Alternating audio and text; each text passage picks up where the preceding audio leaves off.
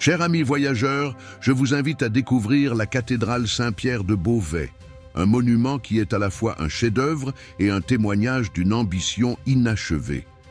Si la cathédrale n'a jamais été terminée, elle est célèbre pour son chœur le plus haut du monde. L'histoire de cette cathédrale commence au début du XIIIe siècle, en l'an 1225, lorsque l'évêque Milon de Nanteuil lance sa construction. Son objectif est de bâtir la plus haute et la plus grande cathédrale du royaume, surpassant ses rivales d'Amiens et de Chartres. La première phase des travaux se concentre sur le chevet et le chœur. C'est ici que l'audace des bâtisseurs s'exprime pleinement. Les voûtes sont élevées à une hauteur vertigineuse de 48-50 mètres, une prouesse technique sans précédent.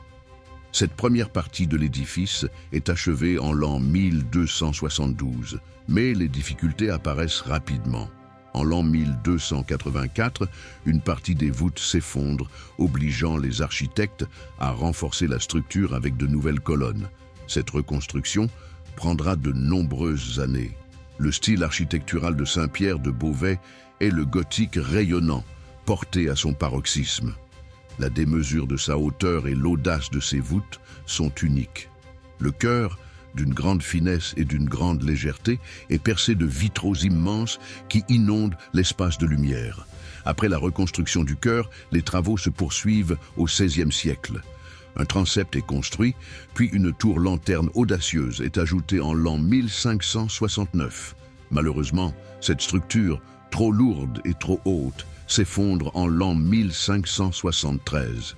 Cet accident marque l'arrêt définitif des travaux.